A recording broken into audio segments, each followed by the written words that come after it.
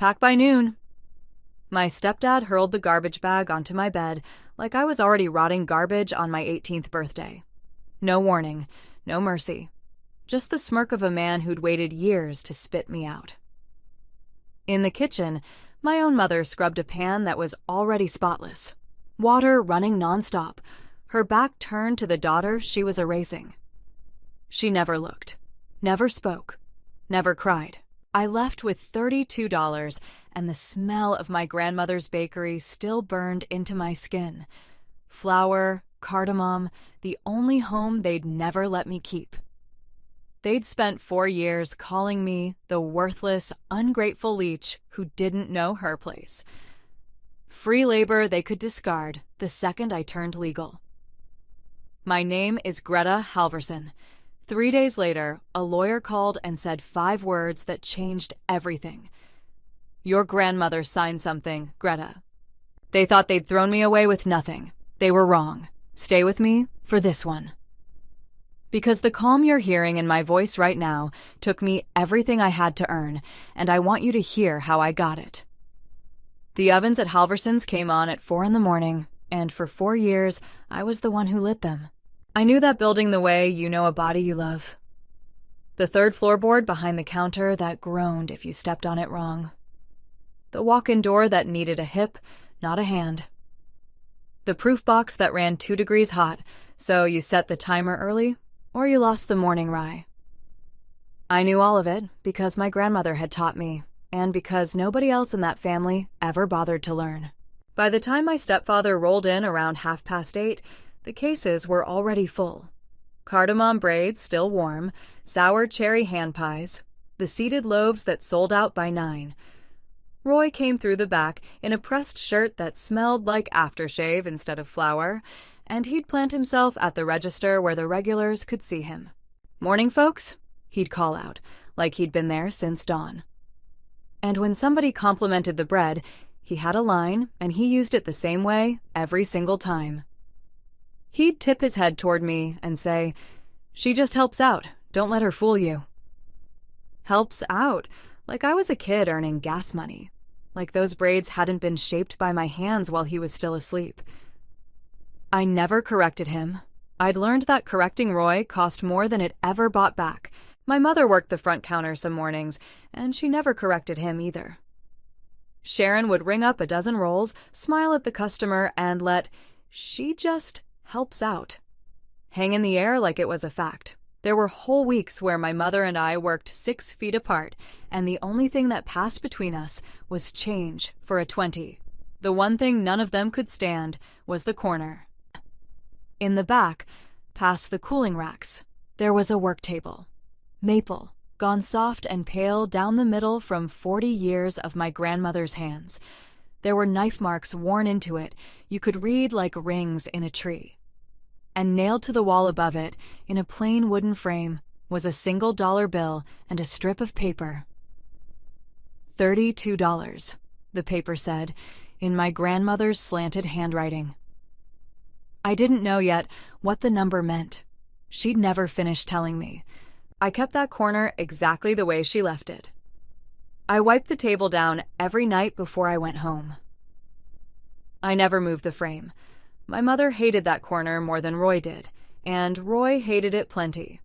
One evening, I was reflooring the table, and she stopped in the doorway with a tray of empty pans, and she looked at me the way you look at someone who's taken something out of your hands.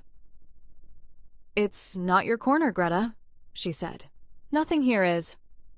I remember how she held that tray. Both hands, knuckles white, like the empties weighed more than empty pans should. I thought she was just being cruel. I was 18, and I thought cruelty was a simple thing, a thing people did because they wanted to. It would be a long time before I understood that the corner had never been about me at all. It was about a woman who'd spent her whole life standing one step outside a circle her own mother had drawn around somebody else. The first thing I can remember in this life is the weight of my grandmother's hands over mine. I was small enough that she had to stand behind me and reach around, her palms pressing the backs of my knuckles down into the dough. The kitchen was dark, except for the one bulb over the table, and the whole room smelled like cardamom and browning butter. That smell that gets into your hair and your sleeves and stays there, so that even now, all these years later, it can find me across a room and put my hand to my throat. "Feel that," she said. "When it stops fighting you, it's ready. Not before. You always want it before." Her name was Astrid Halverson. Everyone in town called her Grandma Astrid, even people who weren't related to her, because the bakery was that kind of place and she was that kind of woman. She told me the story of the bakery the way other grandmothers tell fairy tales, how she'd come over with almost nothing, how she'd open the doors in 1982 with a single recipe she refused to change and barely any money in the register. "I started this place with $32 and a stubborn recipe," she'd say, and she'd laugh like it was the best joke ever told. Then she'd press my hands a little deeper into the dough and say the other thing. The thing I held on to for years, even after it started to sound like a child's wishful memory. "This is yours one day, little loaf. You hear me? Yours." I believed her the way you believe in the floor under your feet. The summer I was 11, she put me on the Saturday line for the first time. The case was almost empty, the bell over the door would not stop, and I got flustered. I gave a man the wrong change and nearly dropped a box of Kringle. I felt my face go hot. I started to rush. She didn't take over. She came and stood at my shoulder, close, and said one thing, low, just for me. "Slow is smooth, little loaf. Smooth is fast. You panic, you make mistakes. You wait, you don't." Then she let me finish the line by myself. 20 people, and she never once stepped in. I didn't know it then, but she was teaching me the only skill that would ever save me. Years later, in the 3 weeks when they tried to sell the only home I'd ever had, right out from under me. Not how to fight, how to wait, how to keep my hands steady and my mouth shut and let the moment come to me instead of chasing it. I didn't notice, back then, the figure who sometimes stood in the doorway. My mother with a clipboard or a cup of coffee, watching. I didn't notice that Grandma Astrid never reached around her the way she reached around me. I was a child. I thought love was just weather, the same for everybody standing in the yard. It wasn't. And the person who felt the cold of that the longest was the one who would, years later, wash a clean pan so she wouldn't have to watch me walk out the door. My grandmother died in the spring I was 14. It was fast at the end. One week she was telling a customer that day-old bread was a sin against God, and a few weeks after that, the ovens were cold and the lights were off, and I was standing in the dark kitchen with my hand flat on the maple table because I couldn't think of anywhere else to put it. I don't remember the funeral well. I remember the building was wrong with the lights off, wrong in a way I felt in my teeth. I remember someone had stacked the proofing baskets crooked, and I straightened them one by one, because straightening them was the only thing my hands knew how to do when nothing else in the world made sense. And I remember that the funeral was barely over, the casseroles still warm on our kitchen counter, when Roy asked my mother, in the low voice men use, when they think children aren't listening, whether anyone had gotten the paperwork sorted. I didn't know what paperwork meant. I filed it away. I was already learning to file things away. Roy took over the bakery like a man moving into a house he'd already measured for furniture. On paper, my mother was in charge. There was a trust, my grandmother's lawyer had said, and Sharon was something called the trustee.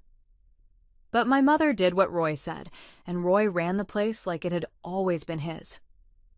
The first thing to go was the doorframe. There was a strip of wall by the kitchen entrance where Grandma Astrid had marked my height every birthday in pencil. Little dated lines climbing the paint. One morning, I came in, and the wall was a flat, fresh coat of builder's white. Roy was rinsing a roller in the sink. "We run a business now," he said without turning around. "Not a shrine." Her apron went next, off its hook and into a box. Then the hand-lettered menu board. Then the prices raised. He kept the recipes because the recipes made money. He kept me because I made the recipes, and he called both of us help. He changed the things customers couldn't see first. The good butter became cheaper butter. The cardamom got measured with a lighter hand. He bought day-old from a wholesaler and slid it into the case beside ours, and when a regular frowned at a roll, he'd blame the oven, never the shortcut. I watched the line get a little shorter every season, and I watched him tell my mother the bakery was struggling, and even then, at 15, at 16, something in me did the arithmetic and came up wrong. The bakery wasn't struggling. The case still emptied. I just didn't yet know where the money went, only that it went. My mother watched it happen and said nothing. Or worse, she said small things that made it sound reasonable. She'd have wanted it modern, Sharon murmured once when the last of the old signage came down. I think she half believed it. I think erasing my grandmother's corner felt, to my mother, a little like fairness, like finally moving a heavy piece of furniture that had stood in front of her own light for 40 years. And then there was the locked drawer. Roy kept the books in a drawer under the register, and he kept the drawer locked, and he carried the only key on the ring with his truck keys. I noticed because Walt noticed. Walt Dorsey had been baking at Halverson's since before I was born. A big, quiet man with hands like oven mitts. One afternoon I caught him looking at that locked drawer with an expression I didn't have a word for yet. He saw me see him. He didn't say anything. He went back to the oven, but the look stayed with me, the way a smell stays with you. On the morning of my 18th birthday, the garbage bag landed on my chest before I was all the way awake. I told you the words already. Pack by noon. Roy was already in the doorway, already turning to go, like he'd run the moment so many times in his head that the actual saying of it bored him. There was the smirk. I won't describe it again. You've met it. I sat up. The bag was the black kind, the heavy-duty kind for leaves and construction debris. I understood the choice. You don't pack a person you respect in a contractor bag. I didn't argue. I need you to understand this wasn't strength. Not yet. I'd learned the shape of that house the way you learn weather you can't change. Arguing with Roy was how you turned one bad morning into a bad week. So I packed. 2 pairs of jeans, 3 shirts. The paring knife my grandmother had given me, the one with my initials scratched into the handle with a nail. 1 photograph. I folded each thing like it might break, which is a strange way to pack denim, but my hands had set the pace, and I let them keep it. 12 minutes. That's how long it takes to erase yourself from a house when they've spent 4 years convincing you that you barely live there. The kitchen was the last room between me and the door. My mother was at the sink. She was washing a sheet pan, the big aluminum kind, and it was already clean. I could see that from across the room. The water ran and ran. She moved the sponge in slow circles over a surface that had nothing on it, and she kept her back to me, square and still, a woman bracing against a wind only she could feel. "Mom," I said. The water ran. "Mom." She didn't turn around. She didn't speak. The sponge kept its circles. I stood there long enough to count them. I don't know why I counted, except that counting was a thing my head could do, while the rest of me had nowhere to go. I had $32 in my jacket pocket. Tips, saved up in a coffee tin over months. A contractor bag with a knife in it. I left. I'd like to tell you I slammed the door, that I said something that landed. I didn't.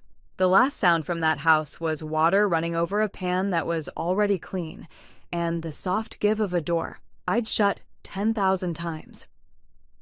Outside, the cold hit my face, and I noticed I could still smell the bakery on my own skin. Flour, cardamom. It was the only thing that came with me that they hadn't gotten their hands on. I spent the first night in my car, in the lot behind the laundromat, with the contractor bag riding shotgun where a person should be. The car was older than I was, and didn't always start on the first try, but it had a roof. And that night, a roof was the whole of what I owned. I didn't sleep so much as wait for the windows to go gray. Sometime around 3, I caught myself reaching for the alarm I didn't need to set anymore. The one that had woken me at 3:40 every morning to go light the ovens. My hand found the cold dash instead of a nightstand. That was the closest I came that whole night to coming apart. Not the bag, not the $32. The alarm I didn't have to set, for ovens that weren't mine to light. I put my hand back in my lap and watched the windows. In the morning, I walked into the diner on Main because it was warm, and because I had $32 and coffee was $1.50. The woman behind the counter was named June. She'd been pouring coffee in that town since before I was born, and she knew exactly whose granddaughter I was, and she knew, the way everyone in a small town knows, more or less what had happened. She didn't say any of it. She set a plate down in front of me. Eggs, toast, hash browns, the works. When I started to tell her I'd only ordered coffee, she was already walking away.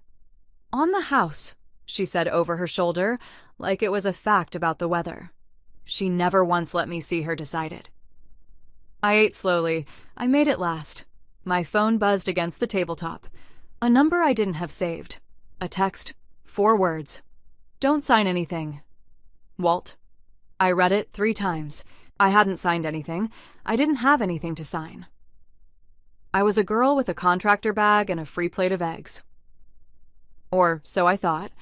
Walt called an hour after he texted, and he didn't waste words. He had a spare room over his garage. His wife had already made up the bed, and he was not, he said, going to take no for an answer from Astrid Halverson's granddaughter while she slept in a parking lot. I went. The call from the lawyer came the next afternoon. I was sitting on the floor of Walt's spare room with my back against the bed, because the floor felt like the right place to be when you don't know where you stand. The number was a firm 2 towns over. A woman's voice, steady and careful. "Greta Halverson," she said. "My name is Dana Whitlock. I was your grandmother's attorney. Are you sitting down?" I told her I was. "Good," she said, "because your grandmother signed something before she died, and I think it's going to take you a minute."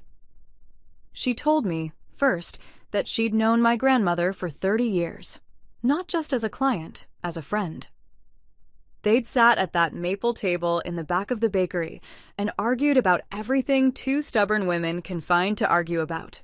"She made me promise something," Dana said, "years ago, that on the day you turned 18, no matter what was going on, no matter who tried to stop me, I would find you. I tried to reach you on your birthday.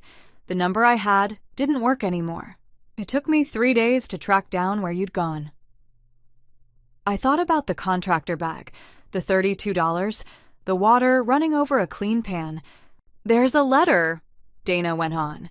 "Sealed. She wrote it herself, and there's a recording. She sat down in my office and made it the year before she passed. She wanted you to have both, on your 18th birthday, not 1 day sooner." I got out the only thing I could. "Why 18? There was a pause on the line, the kind a careful person takes when she's deciding how much to put on you at once. "Because that's the day it all becomes yours," Dana said. "And because I think she knew that's the day someone would try to take it." I asked her what it was. "Greta," she said, "your grandmother put the bakery and the building it sits in into a trust. You're the beneficiary. The whole thing, the recipes, the name, the property, it transfers to you, outright, the day you turn 18. Which was 3 days ago. The room did a slow thing, not spinning, more like the floor remembering it was the floor. "There's something else," Dana said, and her voice changed. Got harder, got faster. "I've been making calls since your birthday, because something didn't sit right with me. There's a sale in progress. Your stepfather has the bakery under contract. He's selling it, the building, the business, all of it, to a regional company with a closing date at the end of the month. I heard the words. They arranged themselves slowly, one at a time. He had thrown me out of a house, and the house was mine. He was selling something that, 3 days earlier, had quietly, legally, become mine. He doesn't know that you know, Dana said. Right now, that is the most valuable thing you own. I sat on the floor of Walt's spare room for a long while after she hung up, the phone face down on the carpet beside me. 3 days. For 3 days, I'd been a girl with a contractor bag and $32 sleeping in a car, eating eggs I couldn't pay for. And the whole time, 2 miles away, my name had been sitting on a deed in a lawyer's safe. I'd been homeless and an owner in the same breath, and nobody had bothered to tell me which one I was. I didn't feel triumphant. I'll be honest about that. I felt the floor under me and the cold coming through the window, and a strange, level quiet, like the moment right after a loud noise when your ears are still deciding what they heard. Then I got up.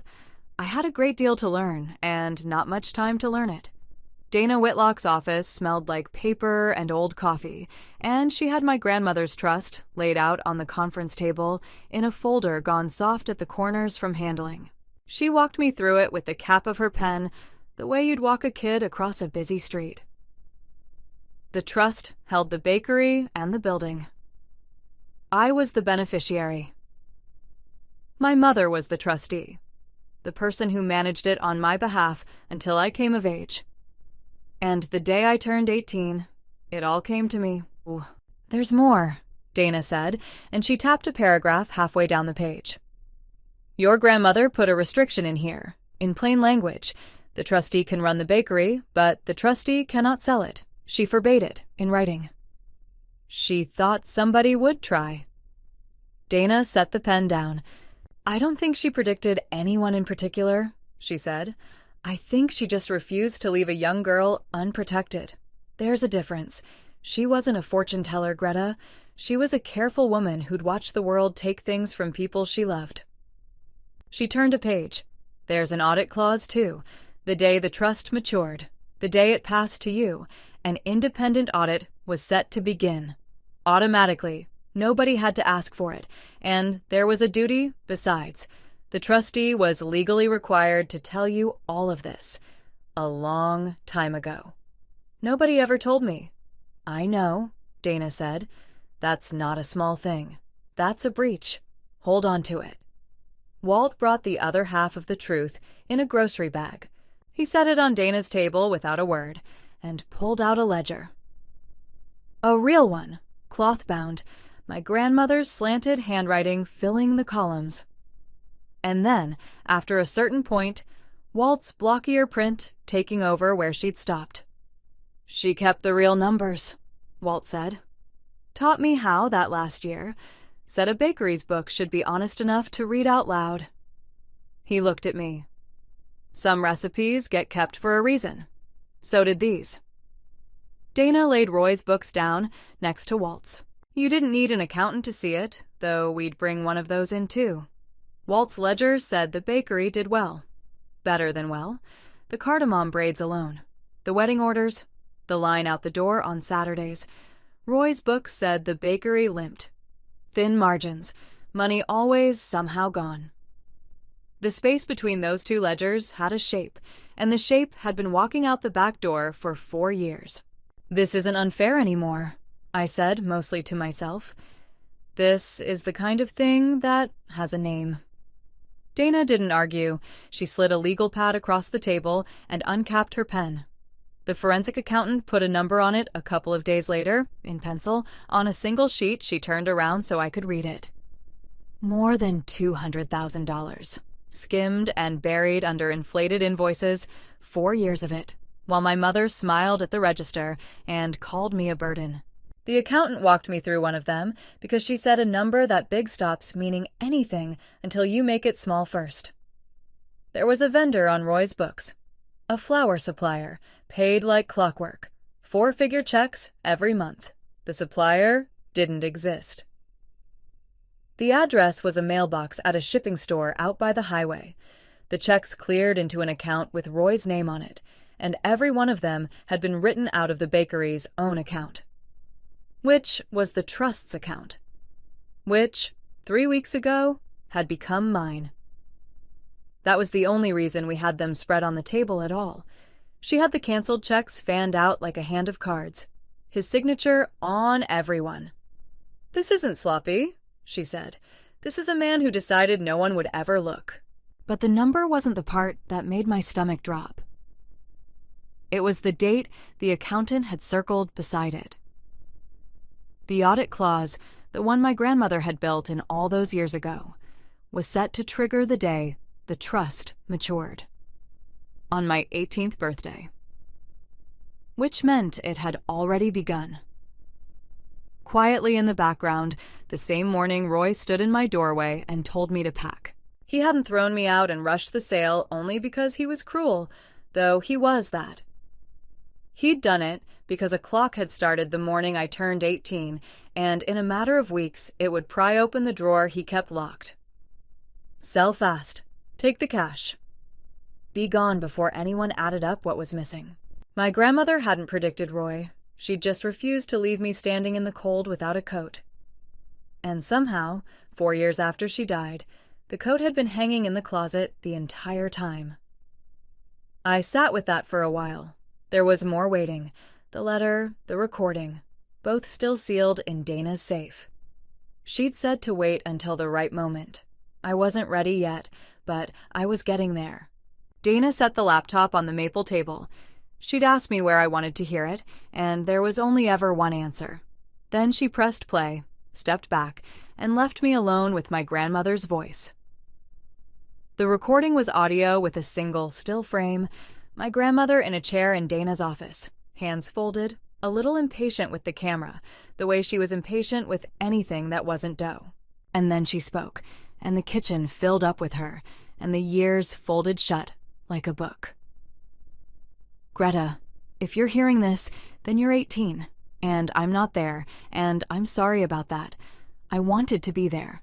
I wanted to teach you the rye one more time. You always rush the rye. I had to put my hand flat on the table. You have my hands. You know that? Not your mother's patience for the wrong people. God love her. She gave too much of that away. You have my hands. The bakery knows them. It's known them since you were small enough that I had to lift you up to the bench." She talked for a while. About the rye. About a man from years back who'd never once paid his tab, and how she'd fed him anyway, right up until he died.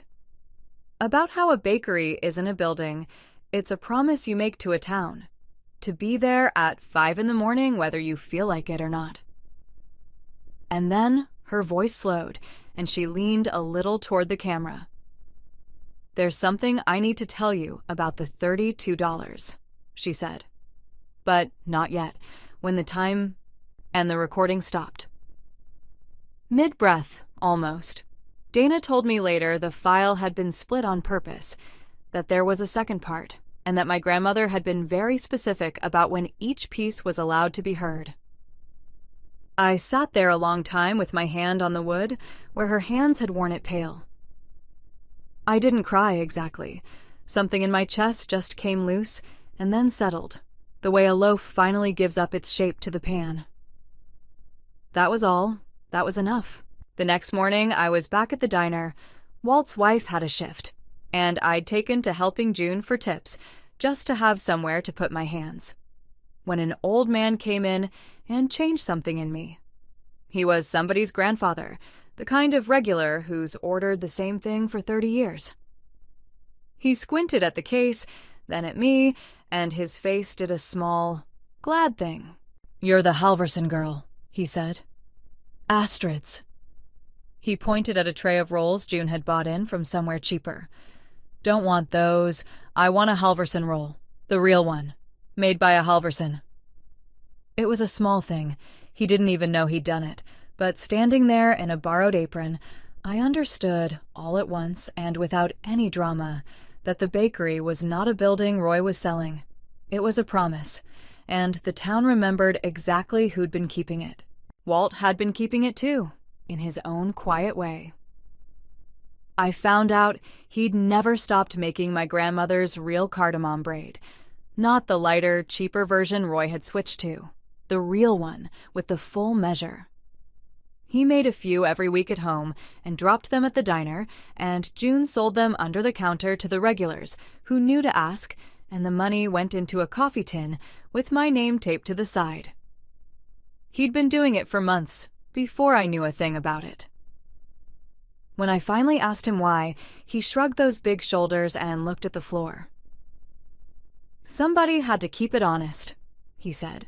That afternoon, I went back to Walt's room and did the thing I'd been afraid to do. I started a folder, I wrote a name on the tab. I put the trust in it, and Walt's ledger, and the accountant's penciled number. And on the cheap calendar tacked to the wall, I drew a circle around the day the sale was supposed to close. For 4 years, I'd kept my head down and noticed things. Now, I finally had somewhere to put what I'd noticed. Let me ask you something, since you've come this far with me. If you'd been standing where I was standing, 18, a contractor bag for luggage, 3 weeks until they sold the only home you'd ever had, what would you have done? Sat with it? I almost did. I'm a slow, patient person, and that is not always a virtue. Keep that question in your pocket. You'll see why it matters. Donna laid out the strategy at the maple table, because by then, we'd both stopped pretending the work happened anywhere else. We were not going to shout. We were not going to call Roy and warn him. We were not going to hand him a single day to move money or shred a page. "We file," Dana said, quietly. "We put the world on notice that the property is yours, a recorded claim so it surfaces the second anyone runs a title search. We let the audit do exactly what your grandmother built it to do. And then we wait for him to try to close on a thing he doesn't own." It was a good plan. It was the right plan. It was also the loneliest 3 weeks of my life, and I won't pretend it wasn't. The people you'd normally call at a time like this were the people on the other side of it. I couldn't tell my mother. I couldn't tell anyone in town without it getting back to Roy by supper.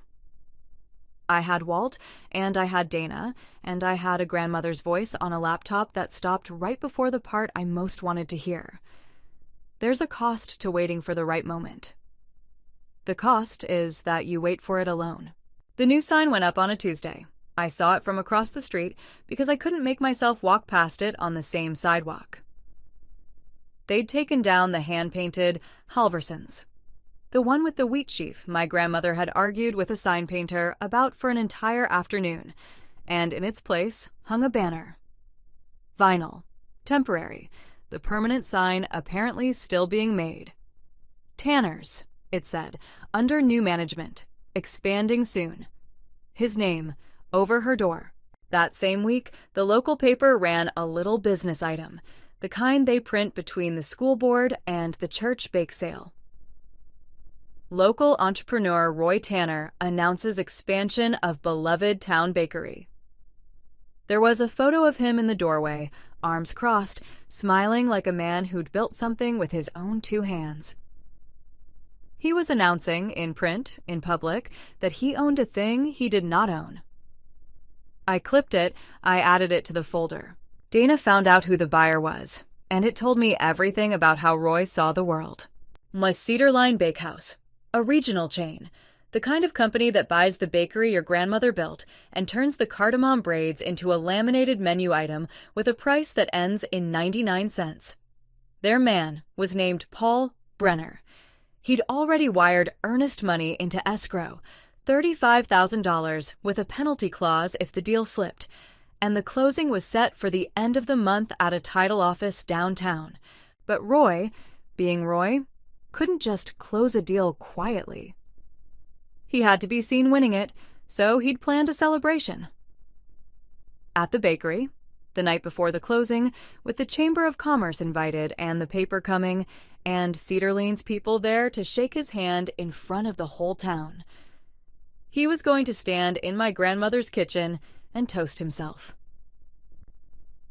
When I heard about the party, my first instinct was to stop it, to call Brenner myself, to send Cedarline the trust, to keep Roy off that stage entirely.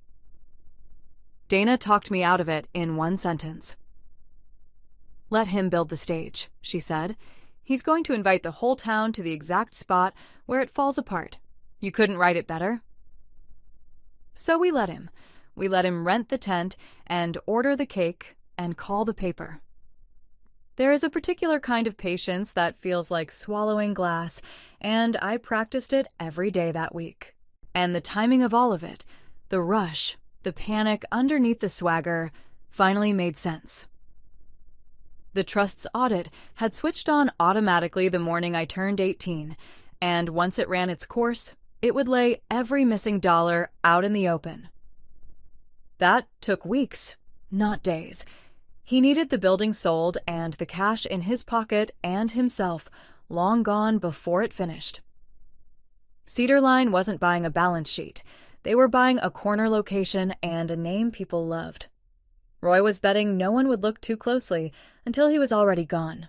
There was one more page, and Dana slid it across the table face down, the way you hand someone news you wish you didn't have to deliver.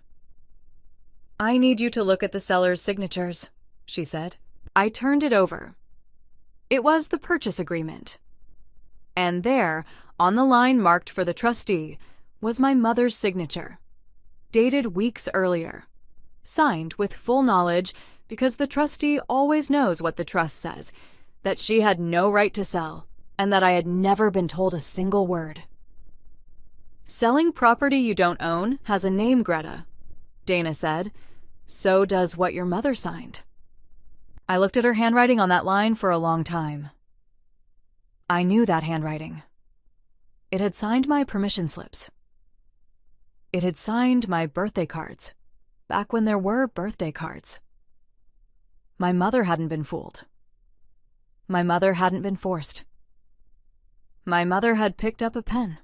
In the days before the celebration, I watched my own bakery get measured for someone else's future, and I didn't make a sound. I'd walk the long way to the diner on the far sidewalk, and I'd see things. Roy walking Paul Brenner through the front like a real estate agent, sweeping his arm at the cases. A man with a tape measure stretching it across the front windows, where the wheat sheaf sign used to hang. A stack of glossy renderings propped in the window one afternoon. Cedarline's idea of what the place would become, all white subway tile and a logo, where my grandmother's name had been. I took pictures of all of it, and I dated them in my head that night and added them to the folder. Dana had taught me the discipline by then. "Don't react," she'd say. "Reacting is how you tell him what you know. Keep your own record." So I kept it. I stood on the far sidewalk and watched a stranger measure my grandmother's windows for somebody else's sign, and I let my face stay exactly as still as she'd taught me to keep it when I was 11, and the line wouldn't stop. It was the hardest thing she ever taught me. It was also the only reason any of this worked. Roy reached out 4 days before the celebration. Not in person. Roy never did the hard things in person. A text from a number I'd blocked and unblocked twice. "Heard you've been talking to a lawyer. Be smart. There's a little money in this for you if you don't make trouble. Take it and we're square." A little money from the sale of my own building, offered to me like a tip left on a counter. I read it standing in Walt's garage with a cup of coffee going cold in my hand. I thought about the contractor bag. I thought about the water running over a clean pan. I didn't write back.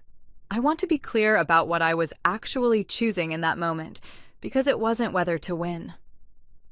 By then, I knew I'd win. Dana had the trust, the ledger, the number, the recording. The question was never winning. The question was what kind of person I'd be when I did. I could have written back something cruel. I had the material. I could have strung him along, let him think I'd take the money, then pulled it out from under him in front of everyone. I set the phone face down on Walt's workbench. I let the coffee go cold. And I closed the garage door, quietly with both hands, the way you close a door on a room you're finished standing in. That was my answer. He just didn't get to hear it yet. My mother came to find me 2 days before the celebration. She showed up at Walt's at the bottom of the garage stairs, in a coat I recognized and shoes that were wrong for gravel. I stood at the top of the stairs. She stood at the bottom. Neither of us closed the distance. "After everything we gave you," she said.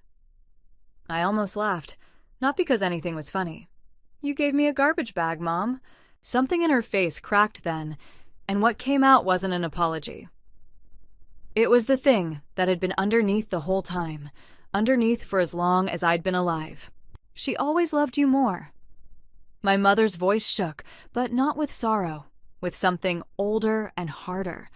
My whole life, her own daughter standing right there, and she only ever lit up for you. You'd walk into a room and She stopped. Her hands were doing something at her sides, opening and closing. "You always thought you were better than us, better than me, just like her." And there it was, the whole shape of it, finally out in the cold air between us, the corner she couldn't stand, the height marks she let Roy paint over, the pan she scrubbed and scrubbed so she wouldn't have to watch me leave. I didn't hate her in that moment. I need you to know that. I looked down those stairs at a woman who'd spent her entire life standing one step outside a circle, and I understood, for the first time, exactly why she'd been so willing to help burn it down. Understanding isn't the same as forgiving, but it isn't nothing either. "I never thought I was better than you," I said. "I just loved her. That's all it ever was." She didn't have anywhere to put that. She turned and walked back across the gravel in the wrong shoes, and I let her go. Here's the thing my stepfather never understood about the trap he walked into. And it wasn't even a trap I set. It was one he built himself, board by board. He'd scheduled the closing for the end of the month at the title office. And a title office, before it hands a buyer the keys, does the most ordinary thing in the world. It searches the record to make sure the seller actually owns what he's selling. Dana had already filed our claim.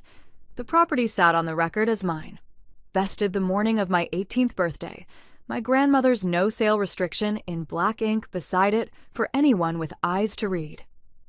Which meant the deal was already dead. It just didn't know it yet. Come the morning of the closing, a clerk would run that routine search and the whole thing would quietly come apart in an office. Nobody in the room but a stranger and a screen. Dana didn't see why it should die so politely out of everyone's sight. She pulled the record herself, the morning of his party, and she brought it with her. Roy didn't know any of that. He was busy renting a tent. He'd invited the whole town to come watch him win. He'd put his name on a banner, on a contract, in the newspaper. He had built himself the most public stage imaginable. And he'd built it for the night, before the deal he was toasting was set to die in the dark. I didn't have to do anything dramatic. I just had to show up. The celebration was loud before I even reached the door. They'd strung lights in the front windows. There was a tent on the side lot, a folding table with a sheet cake, and the vinyl banner over the door catching the wind. Chamber people in good jackets, a reporter with a camera around his neck. And near the cake, in a blazer, a man I'd only ever seen in a photograph. Paul Brenner from Cedar Line, smiling the smile of a man about to close. Roy was holding court by the register, his register in his mind, a glass in his hand, telling a story with the other. I came in with Dana on one side and Walt on the other. I wasn't dressed for it. I was wearing the same jacket I'd walked out of that house in 3 weeks before, the one that, if I'm honest, still smelled faintly of flour. Roy saw me. The story died in his hand. To the next chapter, he'd been saying. He didn't finish it. For 1 second, the whole room felt the temperature drop, without knowing why. Dana didn't raise her voice. she didn't have to. She stepped forward and set a folder on the cake table, right beside the knife. "My name is Dana Whitlock," she said. "I was Astrid Halverson's attorney." The room went quiet in pieces. She opened the folder. She took out 2 documents and held them up, one in each hand, so the chamber and the reporter and Paul Brenner could all see. "This is the trust Astrid Halverson signed before she died. And this is the title report that came back this morning." She looked at Roy then, not at my stepfather, at him. "As of 3 weeks ago, this property belongs to Greta Halverson. There is a recorded restriction against its sale. There is nothing here for anyone to buy." Paul Brenner set down his glass. "Mr. Tanner." The warmth was gone from his voice like heat off a pan. "Is this true?" Roy started talking. Fast, loud, the way he always got when the ground moved under him. "It's a misunderstanding. She's a kid. She doesn't. Sharon's the trustee. Sharon signed." "Sharon had no authority to sell," Dana said. "And as the trustee, she knew it better than anyone. It's written into the trust she'd been administering for 4 years. Roy laughed, the way he laughed when a customer questioned a price. "This is a kid throwing a tantrum because she got asked to grow up. Dana, you of all people..." Dana didn't argue with him. She reached into the folder again and put more of it on the table, 1 piece at a time. The way you lay down cards you already know will win. The real ledger, in my grandmother's hand, and then Walt's. A stack of canceled checks made out to a flower supplier that didn't exist. His signature on everyone. A single sheet with a number on it, $214,000, and the word audit circled in red beside it. "This is the money that walked out of this bakery while you called your stepdaughter a burden," Dana said. "It's already with the people who handle that now." The room had gone a kind of quiet I'd never heard in it. And then I watched a man named Gerald Vance. He ran the hardware store. He'd been in the chamber with Roy for years. He'd shaken Roy's hand by the cake not 10 minutes before. Take 1 step back. Just 1. Away from him. And the moment one person's feet moved, the whole room remembered it had feet too. Brenner was already stepping back, already reaching for his phone. "Then Cedar Line is out," he said. "Effective now." He didn't say it to Roy. He said it to the room. I'd brought the laptop. I want to tell you I planned the next part for maximum effect. I didn't. I'd brought it because my grandmother had said the second half was for the right moment, and Dana and I had both known, without saying it, that this was the moment. Walt set the laptop on the maple table, the one piece of that room Roy had never managed to throw out, and I pressed play. And the kitchen filled with her again. "There's something I need to tell you about the $32, my grandmother said, and the room went still in a different way now, an older way, the way a room goes still when someone who's gone starts speaking inside it. That's what I opened these doors with. $32 in the register, and a recipe I wouldn't change for anybody. People told me it wasn't enough. They were wrong. It was exactly enough. Because I knew what I was building, and I never needed their permission to build it. I felt the framed dollar on the wall above the table without turning to look at it. $32 in her hand. So if you're standing in my kitchen, little loaf, and somebody's told you you're worth nothing, if they've handed you almost nothing and called it everything you'll ever get, you listen to me. $32 built this whole place. You started with exactly what I started with. Now go on. Build. The recording ended. Nobody moved.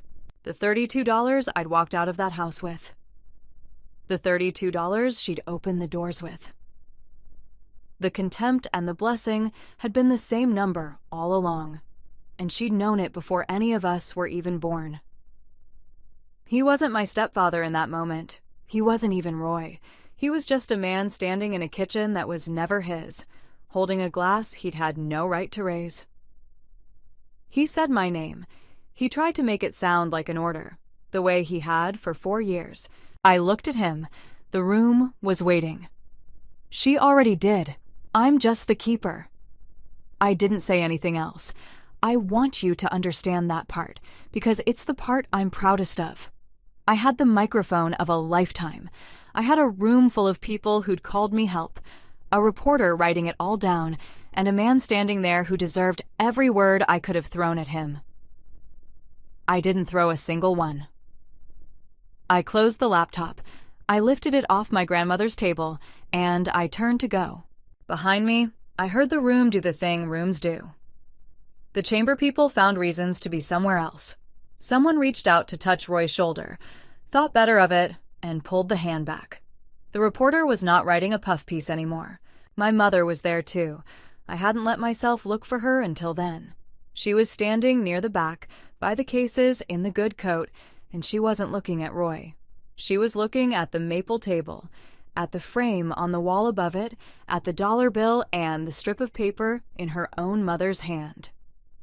Her face wasn't angry anymore. It was the face of a person doing arithmetic that comes out wrong no matter how many times you run it. I didn't go to her. There was nothing left to say in that room that the room hadn't already heard. But I held her eyes for a second, and then I let them go. And I think we both understood that letting go was the most honest thing either of us had in us. Dana caught up with me at the door. She told me, quietly, that the audit was already with the proper people now. The money, the inflated invoices, all of it. That what came next for Roy wouldn't be decided in a bakery. It would be decided by people with badges and case numbers, slowly, the way those things go. The vinyl banner with his name on it had come loose at one corner and was slapping against the brick. Nobody fixed it. I walked out the front door of my grandmother's bakery. This time, it was mine. I'm going to ask you one last thing before I finish. If you've ever stood in a room full of people who decided what you were worth without once asking you, if somebody ever handed you almost nothing and called it everything you'd get, I'd like to hear about it. Tell me in the comments. Not for me. For the next person scrolling tonight who needs to know they aren't the only one who got handed a bag and a number and told to disappear. The weeks after came quietly, which is how the real consequences usually come. Cedarline pulled out that same night, in writing, and the earnest money went back where it came from. Roy's name came off the Chamber of Commerce roster. There one printing, gone the next. The paper never ran the expansion story. The forensic file moved on to the kind of office that doesn't rush, and what happens there will happen on its own schedule, long after this video is over. I won't pretend to tell you an ending I don't have yet. My mother and I are not reconciled. I want to be honest about that, because you'd know if I lied. She has not said she's sorry, and I have not asked her to pretend. But the last time we spoke, I told her the truth, and I'll tell it to you the same way I told her, when she's ready to say out loud what really happened, all of it in her own words. She knows where to find me. The door isn't open. It just isn't locked. That's the most I had to give, and I gave it, and then I let it be. The bakery opened again under its old name on a Tuesday, the same day of the week the new sign had once gone up. Walt came back. June sends people over. The Wheat Sheaf sign is being repainted by the same shop that made the first one back in 1982. They still had the original drawing in a drawer. And I started to put the height mark wall back. You can't unpaint a thing like that, but you can begin a new one. There's a single pencil line on the fresh white paint now, low down, where a child's might go. I haven't decided yet who it's waiting for. But I left the room. I didn't take the money. I didn't raise my voice. I didn't burn anyone down.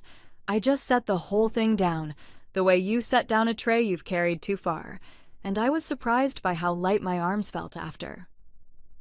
It's early, and I'm in the back of the bakery, alone, in the quiet hour before the ovens come up. The maple table is still here, pale and soft down the middle. The knife marks are still here, a whole life of them, worn smooth under my hand. The frame is still on the wall, a single dollar bill and a strip of paper, $32 in my grandmother's slanted hand. And the smell is here, the one that came with me out the door 3 weeks before any of this.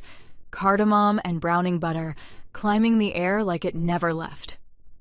I press a little flour into the table out of habit, and my eyes sting once, fast, and then they're done. That's all. I let it be that. I told you, the calm in my voice took everything I had to earn. Here's what I learned earning it, and then I'll leave you to your morning. They can take your name off a sign. They can paint over the marks that prove you grew up. They can hand you a bag and a number and call it everything you're worth. What they can't take are the hands that earned it. And the truth keeps its own quiet record, whether or not anyone is watching, whether or not you ever raise your voice. So if someone is trying to write you out of your own story right now, keep your own ledger. Keep it honest enough to read out loud. Wait for the right morning. And don't be surprised when it comes by how light your arms feel. They always forget who actually held the keys. I lift the first tray and I start to build.